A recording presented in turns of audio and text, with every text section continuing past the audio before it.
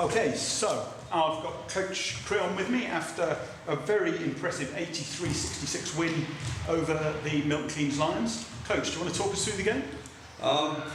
We came into the game knowing it was very important for us to get this, to keep obviously in contact with the bunch just above the 8th place. So we knew that they had a win, I think, on Friday night or whenever it was, and we needed to keep pace. We started the game really sluggishly, but once we got our defense going, which we fed off, that made a big difference. So I'm absolutely thrilled that we played some good team basketball and got the win. Yeah. I mean, looking at it from the stands, I thought that was probably our best defensive performance of the season, because the Milton Keynes Lions are a very high-scoring team, or have the capability of being a very high-scoring team. We held them to 66 points and really took them out of their stride, particularly in the second half. Did you have a particular scheme for that, or was it just people? We spoke about people making sacrifices, and Macklemore and Teo have been carrying the scoring for quite a while now, but they had to focus in on just trying to keep Bowles quiet, which I think they did a great job. They got him frustrated. It's not great to see a player get ejected. Teo got a big slap on the back. He's got 5 fingers on his shoulder right now, but I think that we fed off them trying to keep their key man out of it, and when we needed to close out, we closed out on shots. Yeah, and I mean, offensively, it was a very balanced performance. We had 5 guys scoring double figures, but nobody scoring more than 16. So you must have been pleased with the team sharing the ball, sharing the wealth, not relying on 1 or 2 players. Yeah, I mean, I think that's been our strength, is that there's no individual that you can key in on. I felt JJ, at the times that JJ came in off the bench, was very instrumental. He played that 6-man role perfectly, and hopefully we can keep him involved the way he did today. We'll probably get Drew Lasker back into the starting lineup. Albert's done a great job. He's a young point guard who I have a lot of faith in. He's going to have some highs and he's going to have some lows. So, but all in all, we never rotated as much as I normally would.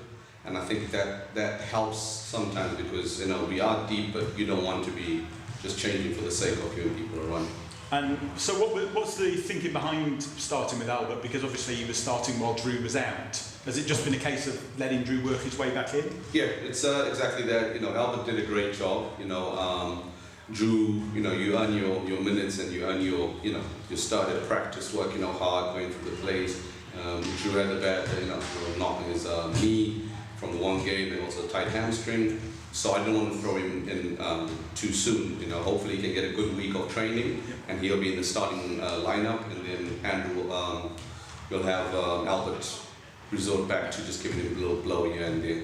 And how pleased are you with the way Frank Holmes is settling in and fitting into the team? It's a difficult thing to do. You've been sitting at home for just over half a season. Everybody's up at fitness level, so the speed is something. No matter how hard you train, it's not going to come without games. So I felt that he did really great. Played about 90 minutes or so, but he had 8 rebounds in that time and about 5 points.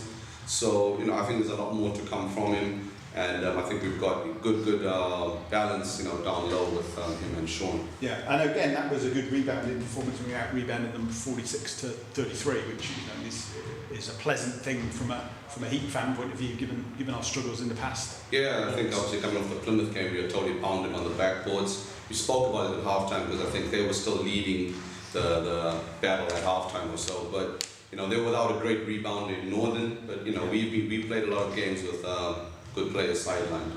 So we take the win, and then obviously keep pace with Glasgow and everybody else that's above us, and hopefully get a couple more. Okay.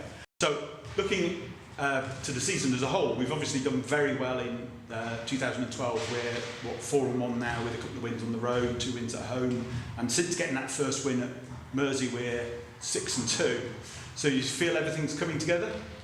Yeah, I think we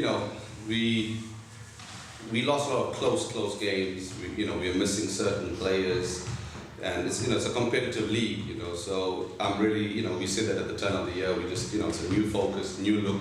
Let's not look back, and let's compete. Let's focus on getting a winning record. We've gone through January, did what we needed to do.